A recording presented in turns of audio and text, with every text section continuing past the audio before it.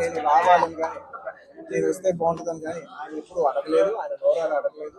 నేనే ఆయన చెప్పాను, రవి నాకు ఇలా రావాలని ఆయన అన్నా కూడా, ఆయన యూత్ బ్రదర్ మీకు ఇబ్బంది అవుతుంది అని ఆయనగా అన్నా కూడా ప్యూర్లీ నా కాలే. ఆయన వద్దన్నా కూడా అసలు ఎట్లా ఏం లేదు కదా, నాకు రావాలన్నా నాకు రావాలి. నా ఫ్రెండ్స్ అంటూ ఎవరైనా ఉంటే వాళ్ళు ఏ ఫీల్డ్లో ఉన్నా ఏ పార్టీలో ఉన్నా నాకు పార్టీకి సంబంధం లేకుండా నా మనసుకు నచ్చిన వాళ్ళు ఎవరైనా ఉంటే ఎవరు ఏ ఫీల్డ్ అయినా ఉంటే నేను వచ్చి వాళ్ళని సపోర్ట్ చేయాలి. నాకు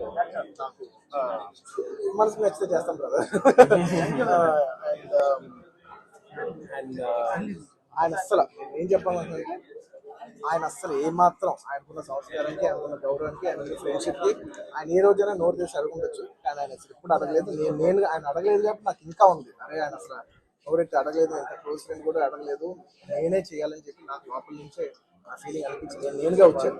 ఆయన కొంచెం అక్కర్లేదు బ్రదర్, మీరు ఇబ్బంది పడతారన్నా కూడా పర్లేదు బ్రదర్, నేను వస్తాను 100% నాకు అవసరం నేనే ఆయన సపోర్ట్ చేద్దామని వచ్చాను. ఎందుకంటే ఈ 5 ఏళ్ళలో మేము మామూలుగా చాలా మంది చూస్తుంటాం కదా, 5 ఏళ్ళు మామూలుగా ఏదో ఫస్ట్లో కొంచెం కనబడి ఏదో లాస్ట్లో ఒక సంవత్సరం లాస్ట్ ఒక 6 నెలలో సంవత్సరం తిరుగుదాం అనే ఒక మైండ్ సెట్ పీపుల్ ఉన్నారు.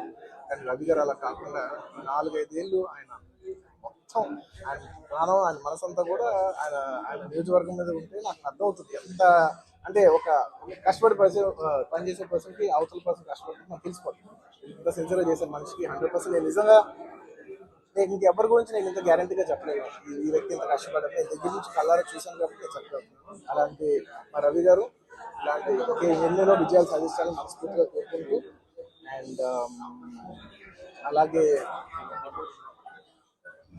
ప్రజలందరికీ మంచి జరగాలని చూసుకుంటూ సెలవు.